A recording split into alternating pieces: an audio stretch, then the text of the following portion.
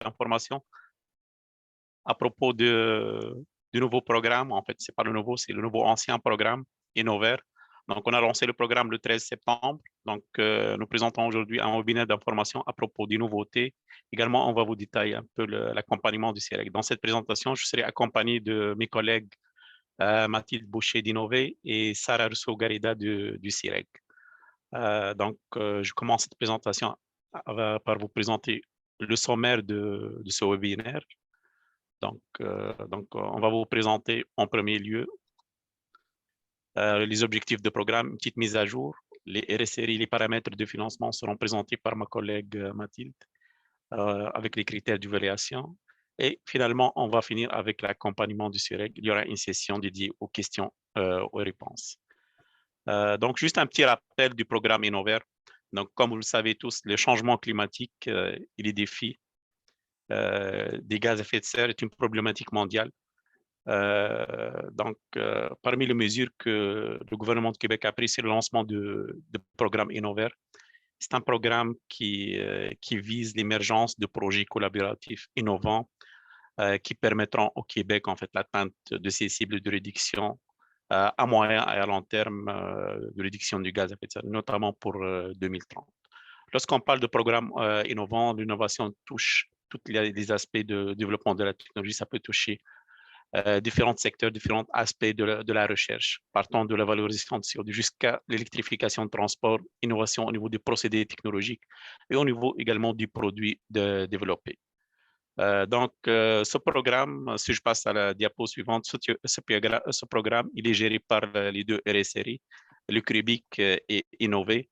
Donc, pour tout ce qui est projet de recherche ou domaine de recherche lié à l'électrification de transport, donc ça sera déposé auprès de Innover. Alors que tout ce qui est thématique de recherche autre que l'électrification du transport, donc ça sera géré par le CRUBIC.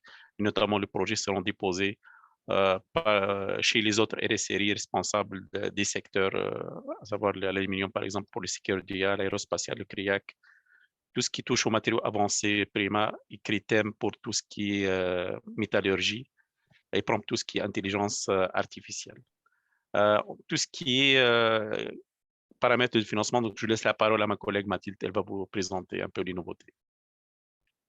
Oui, bonjour tout le monde. Moi, je vais vous parler un peu des paramètres de financement du programme Innover. Il y a quelques changements cette année par rapport à l'année dernière. Premièrement, le gros changement, c'est qu'on ne finance plus en fonction du TRL de départ. Avant, on finançait, par exemple, si vous étiez en TRL 1 à 3, on avait un certain montant. Et entre TRL 4 à 6, c'était un autre type de financement. Maintenant, peu importe si votre projet est en TRL, si votre projet est entre le TRL 1 à 6, ça rentre tout dans notre programme de financement Innover. On a conservé un peu les deux voies comme l'année dernière. On a une voie régulière et une voie express. Premièrement, pour la voie régulière, on a besoin encore d'une entreprise au Québec, un partenaire de recherche au Québec. Le financement Innover peut aller jusqu'à 40% et le financement privé des industriels doit être d'un minimum de 20%. Sur ce 20%-là, on peut avoir un 50% en nature. Donc, on pourrait avoir un 10% en espèces et un 10% en nature. Dans la voie régulière, on peut aussi ajouter d'autres sources de financement public complémentaires. Généralement, on va avec un financement fédéral là, qui est habituellement le CRSNG, mais il y a d'autres possibilités aussi. La seule règle à garder en tête, c'est qu'il ne faut pas dépasser le 80% de contribution publique cumulative maximale. La durée des projets est toujours un maximum de 3 ans pour un financement Innover de 500 000 $ par an. Ça peut aller donc jusqu'à 1,5 million si votre projet est de 3 ans. Ensuite, on sait que l'innovation ne peut attendre, alors on a conservé la voie express. L'objectif de cette voie-là, c'est vraiment d'accélérer les délais d'approbation du côté du MEI et de pouvoir vous offrir le financement le plus rapidement possible. Qu'est-ce qui est particulier avec que la voie express, c'est que le financement privé doit être d'un minimum de 50%. Sur ce 50 encore, on peut avoir 50 nature. Donc, on a un 25 en espèces, 25 en nature. Et le financement Innovaire peut aller jusqu'à 50 Vous comprendrez donc qu'il n'y a pas de cofinancement public possible.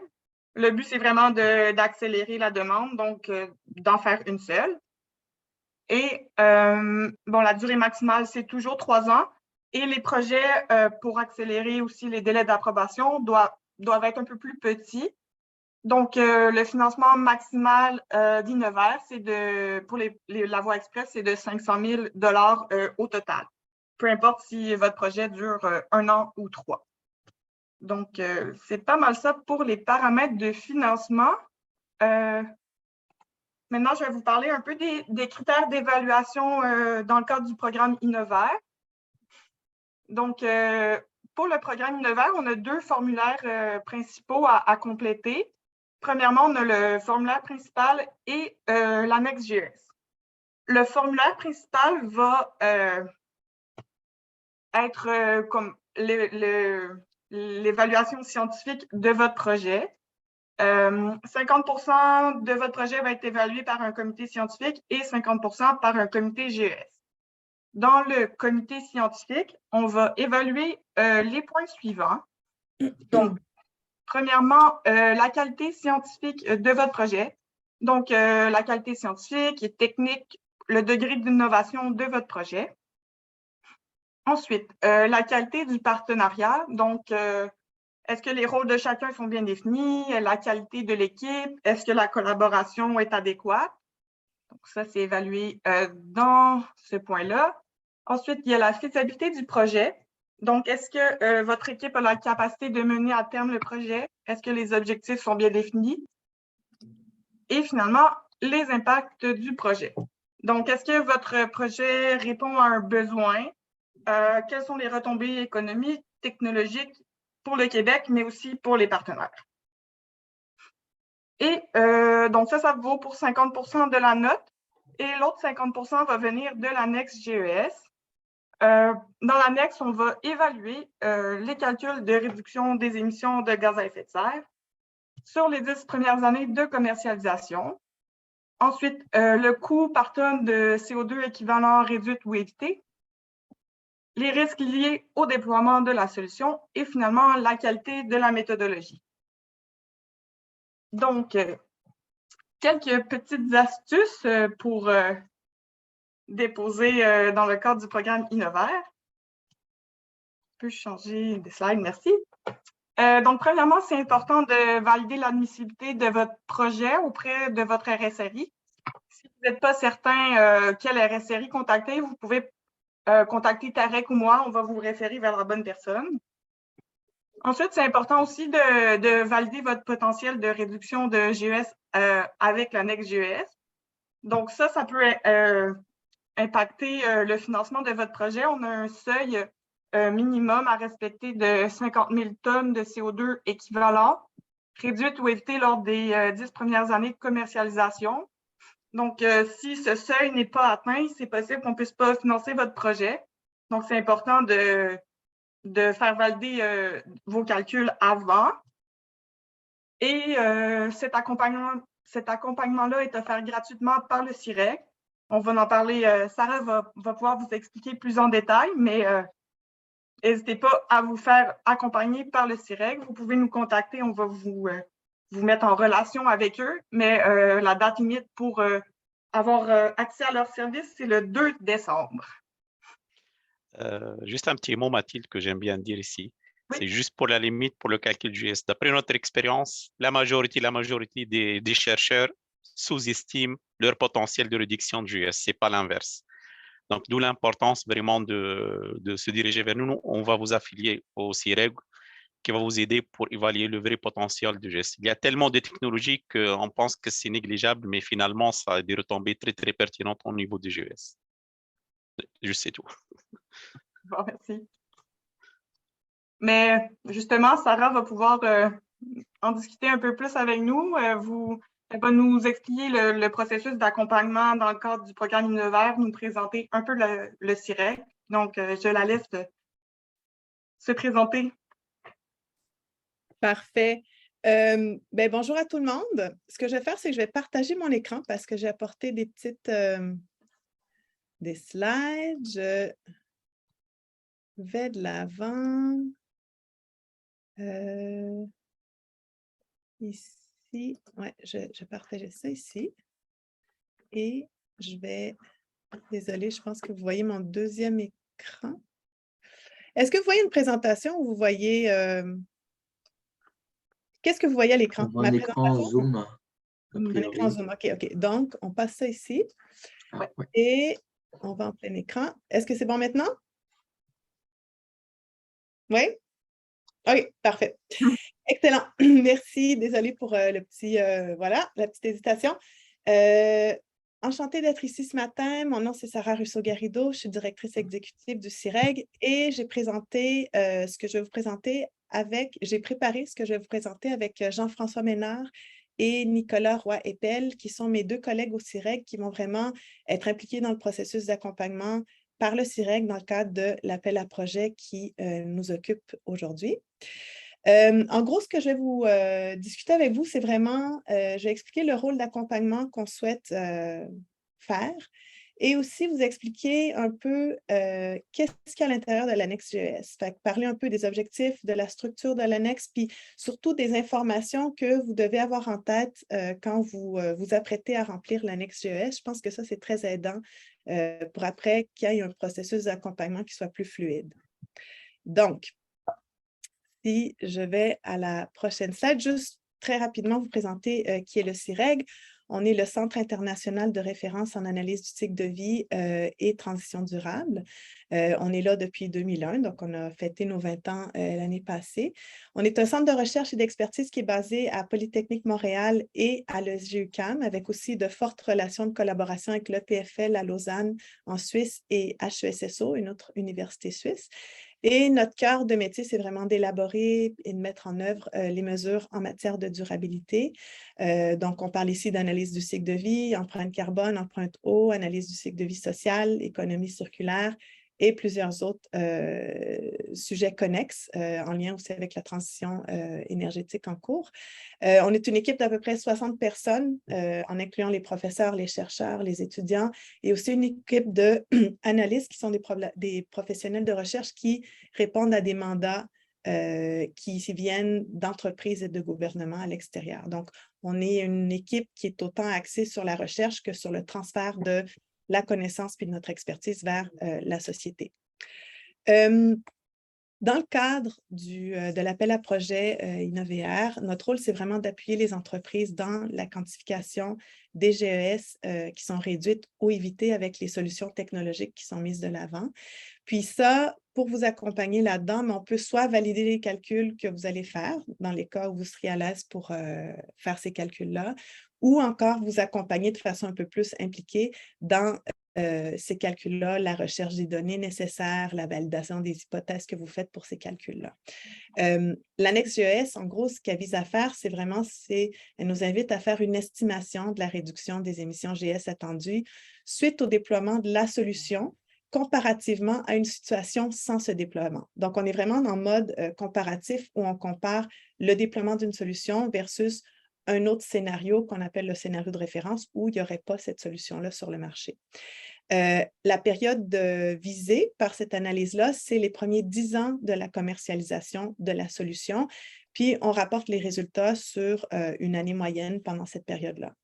Le territoire visé, c'est les réductions au Québec, c'est vraiment ça l'esprit de l'appel à projet, mais on prend aussi en compte les réductions ailleurs sur le cycle de vie, par exemple, sur des chaînes d'approvisionnement mondialisées. Alors voilà, on fait un peu des deux, bien qu'on reconnaît que c'est vraiment les réductions au Québec qui sont la raison d'être du programme. Si je vais dans la structure de l'annexe GES, donc, on a dans l'annexe une portion qui traite de la solution technologique proposée et une section qui traite du scénario de référence, donc un scénario où est-ce qu'il n'y aurait pas cette solution technologique. Et dans les deux cas, ce qu'il faut faire d'abord, c'est décrire c'est quoi la solution technologique et décrire c'est quoi le statu quo. Et aussi décrire c'est quoi le scénario de déploiement dans les 10 premières années de la commercialisation, en apportant des éléments qui vont nous permettre ensuite de faire la quantification. Donc, par exemple, combien d'unités seront vendues pendant ces années-là? Quelle est l'énergie qui va être nécessaire pour faire fonctionner ces unités-là une fois qu'elles sont achetées par les utilisateurs? C'est des exemples d'informations qu'on cherche à ce niveau-là. On sera aussi appelé à évaluer c'est quoi le coût moyen annuel pour ce scénario-là. Donc, à nouveau, on regarde la période de 10 ans, puis après, on arrive à un résultat pour une année moyenne. Puis ici, le coût moyen annuel dont on parle, c'est le coût moyen annuel pour la société. Donc, ce n'est pas le coût annuel pour le producteur en tant que tel, mais c'est qu'est-ce que ça va coûter aux utilisateurs pour acheter ça et aussi pour le faire fonctionner pendant sa vie utile, essentiellement.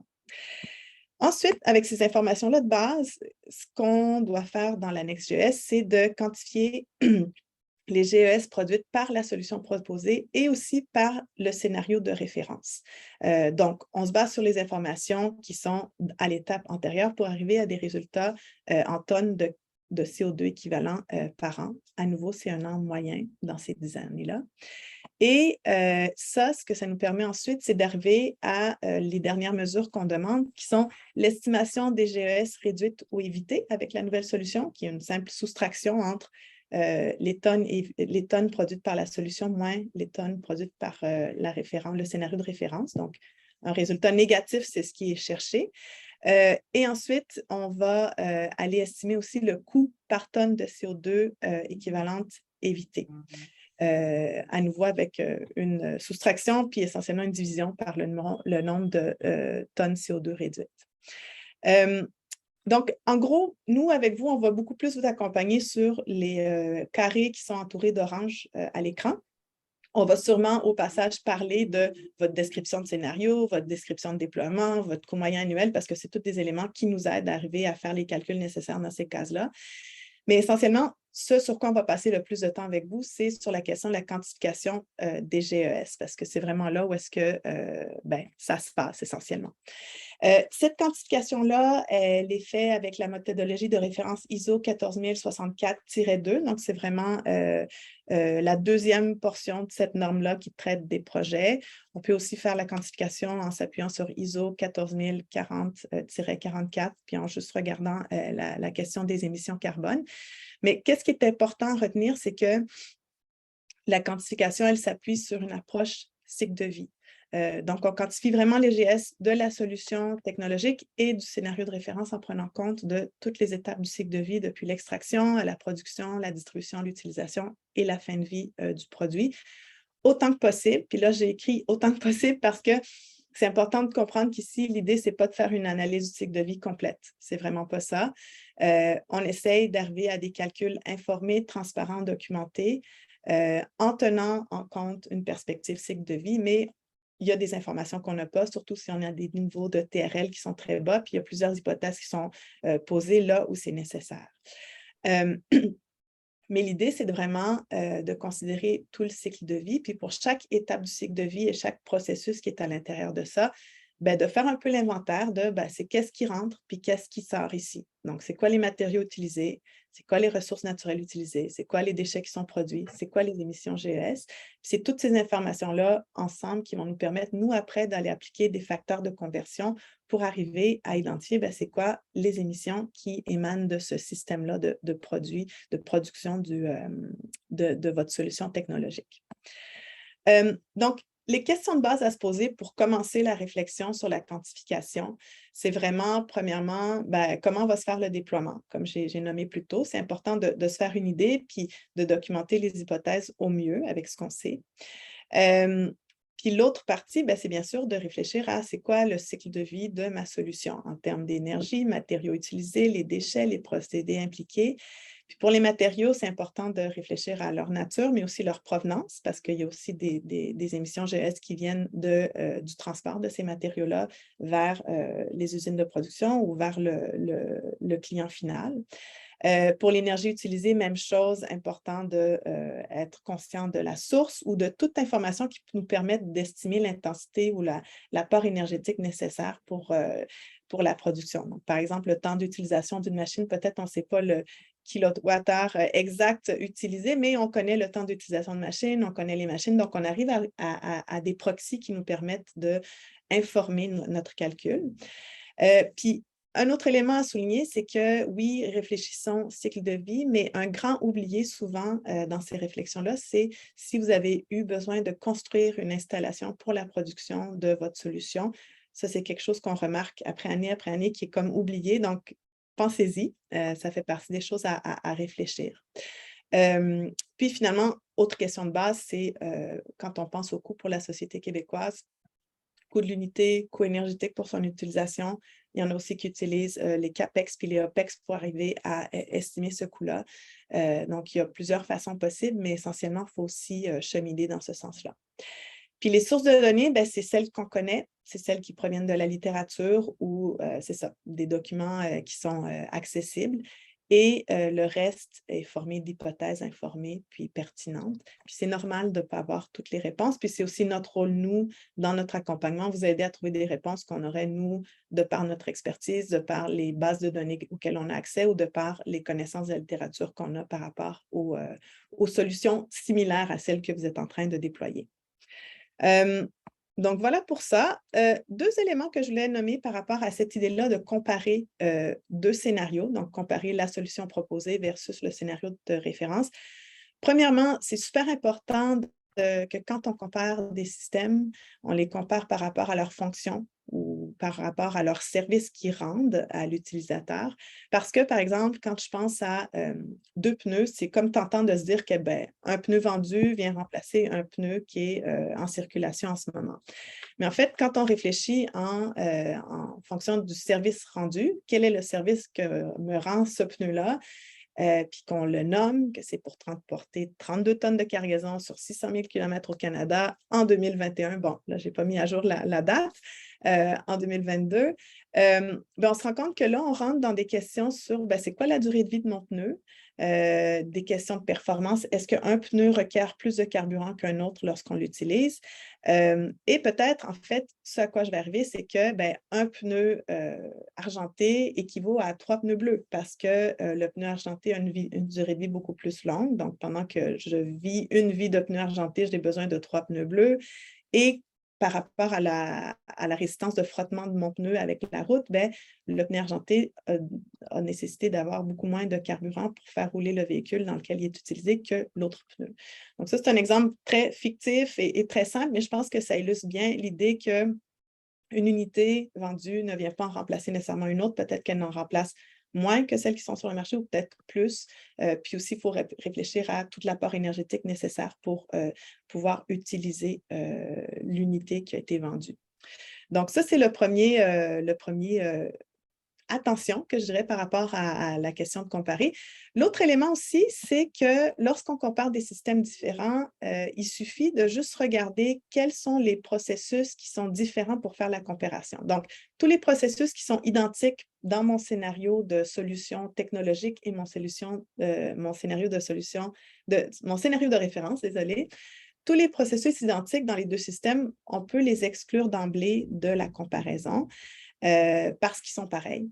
Et par exemple, dans le cas d'une solution où ma grande innovation aurait été que les procédés de production et d'assemblage sont optimisés et que ma performance énergétique est accrue par rapport à la solution qui est sur le marché en ce moment, ce que je comparerais principalement, ça serait la production et l'utilisation parce que les autres étapes restent à peu près pareilles. Donc, je les exclus. Donc, encore là, exemple fictif, très imagé, mais je pense que ça communique ce qu'il faut faire, puis aussi comment on peut aussi gagner du temps dans les comparaisons, ne pas perdre le temps sur des aspects qui sont pareils de part et d'autre. Donc, juste pour, je crois qu'on ne l'a pas mentionné, là, mais la date de clôture, donc que vous devez remettre vos formulaires et votre annexe GES, c'est le 13 décembre. Donc, tout doit être complété d'ici là. Comme l'a dit Sarah, prenez-vous pas à la dernière minute. C'est toujours bien de se faire accompagner le plus tôt possible. C'est ça, nous, on va vous partager à tous les participants du webinaire d'aujourd'hui, on va vous partager un lien YouTube vers le webinaire avec également les contacts et les guides et l'annexe GES à remplir.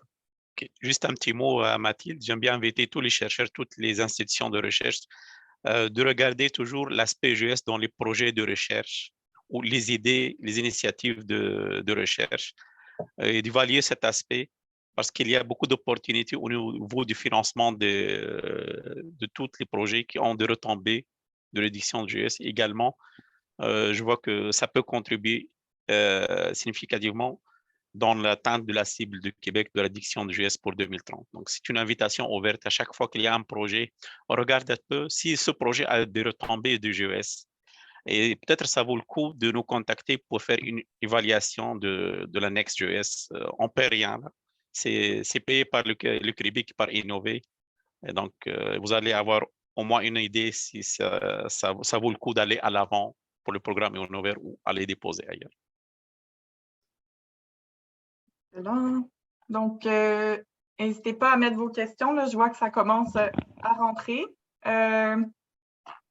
Donc, j'en ai une ici. Quelle part de R&D doit être présent dans le projet au total?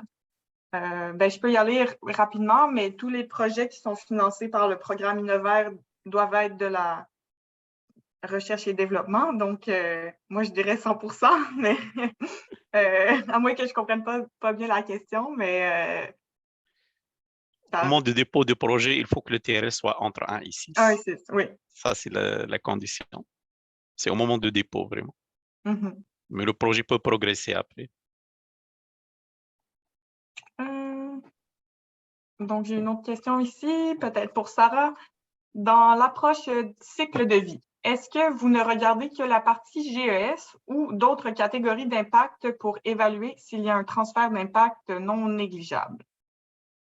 Bien, dans le cadre de l'annexe GES, on regarde juste la partie GES. C'est pas mal ça. Après, dans une approche cycle de vie complète, c'est sûr qu'on regarderait d'autres indicateurs, mais dans le cas de cet appel à projet-là, c'est vraiment les GES qui sont le focus central. Là. Exactement. Et dans les critères d'évaluation aussi, là, c'est vraiment la quantité de GES évitée, le coût par tonne de GES. Donc, c'est vraiment l'accent mis sur ça. On a une autre question, Mathilde. Doit-on nécessairement avoir un partenaire universitaire? Ça devrait être un partenaire de recherche. Un IRPQ, ça peut être un CCTT, ça peut être une institution de recherche publique. Là. Donc, on a toute la liste sur le site du MEI. Donc, ça peut être juste une institution de recherche publique de Québec.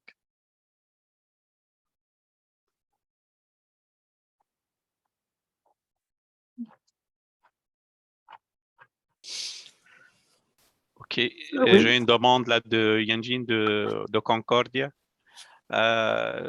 Yes, Yanjin, I will talk to you. So I will be able to share with you some information regarding the presentation in English also. OK, merci. Oui, donc, dans le chat, j'ai c'est quoi le délai pour le processus d'évaluation?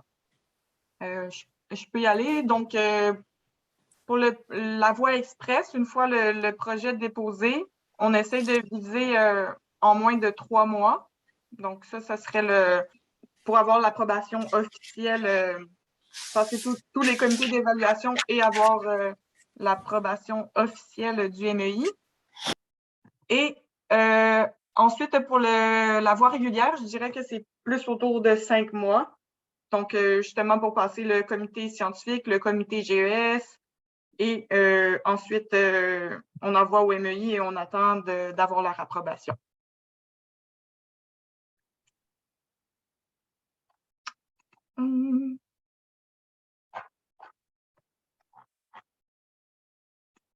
Si vous avez des questions, vous pouvez nous écrire là, en privé ou si c'est un peu plus long, on peut se prévoir des rencontres via Teams, il n'y a pas de problème.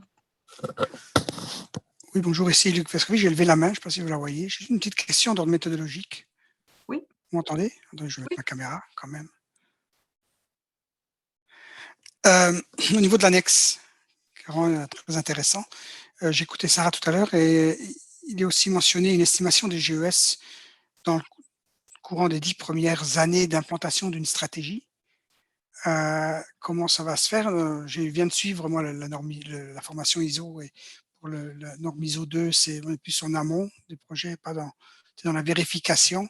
Comment est-ce que ça va être, disons, anticipé? Mais en fait, l'idée, c'est de regarder la période, les 10 premières années de la commercialisation, mais pendant ces années-là, pour vendre les unités, il faut aussi les produire.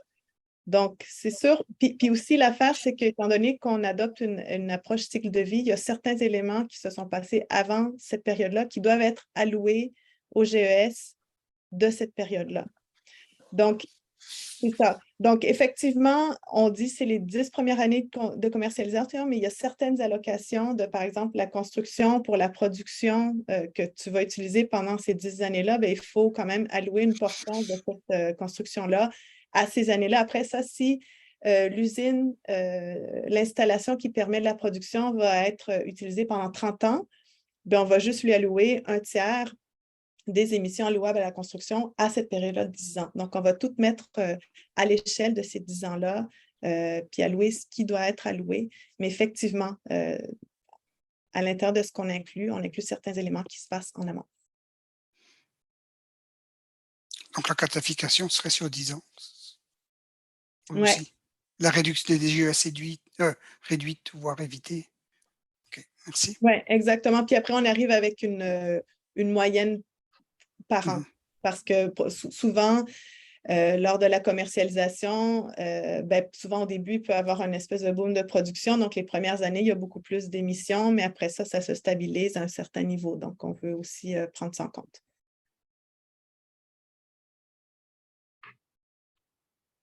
Merci, Sarah. J'ai une autre question ici. Si je n'ai pas de partenaire, pouvez-vous nous aider? Donc, oui, chaque RSRI a des personnes qui sont dédiées à faire l'émaillage et tout le monde est apte à vous trouver soit un partenaire académique ou un partenaire industriel. Donc, vous pouvez nous contacter. Il n'y a pas de problème pour ça, ça va nous faire plaisir. J'ai une question de la part de Christian. Je lui dis que oui, le développement d'une capacité de télédétection de méthane est admissible au programme. Donc oui, je te confirme.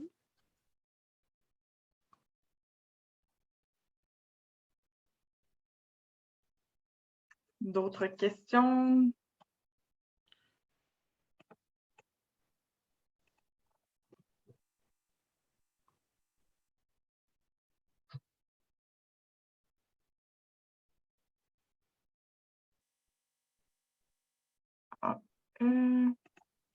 Donc, quel est le pourcentage de projets approuvés? Je crois que ça varie beaucoup pas beaucoup, mais ça varie en fonction des RSRI. Si je ne dis pas de bêtises, c'est autour de...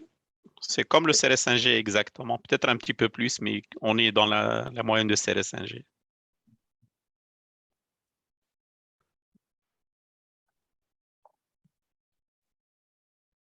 Je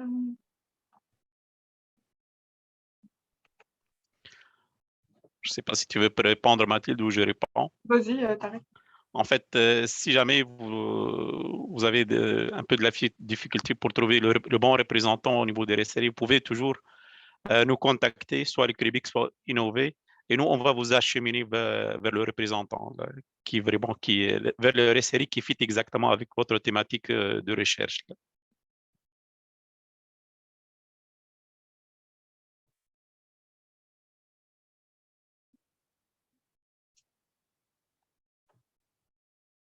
Super.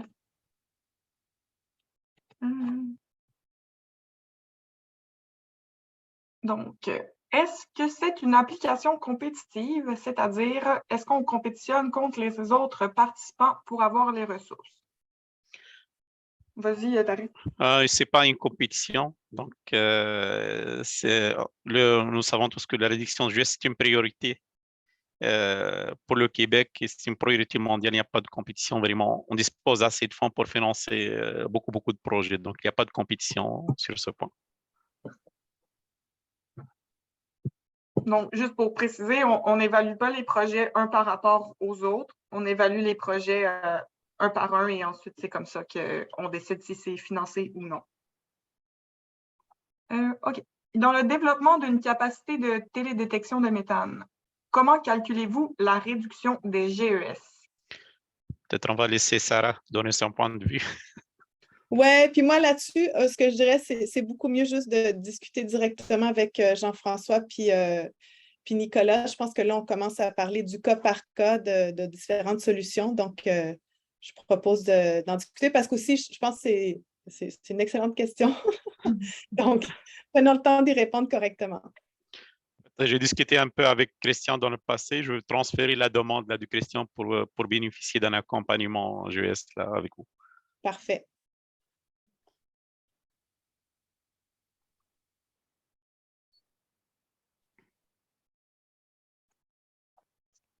Donc, dernier appel.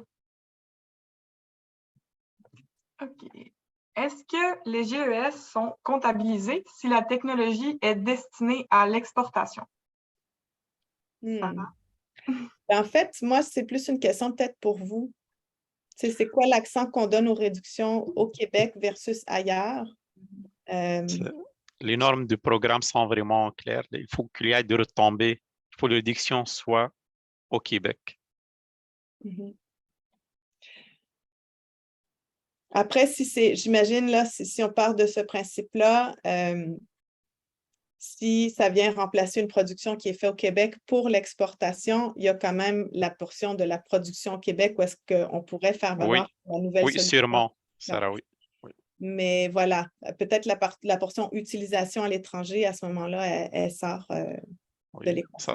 Ça, c'est du cas par cas, Sarah. Si on parle, par exemple, peut-être je dis n'importe quoi, on parle de pétrole là, versus un autre combustible, c'est sûr que ça génère beaucoup plus au Québec. Donc, ça, c'est du cas par cas vraiment. Mais c'est comme tu as précisé exactement.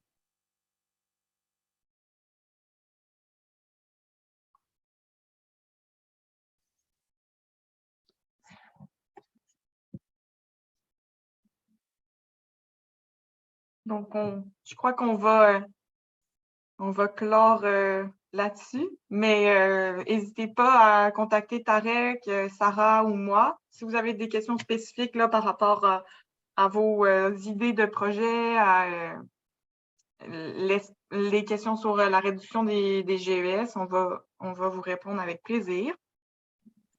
Donc, je crois que ça conclut aujourd'hui. Merci Sarah, merci Tarek. Un grand merci à tout le monde. Merci.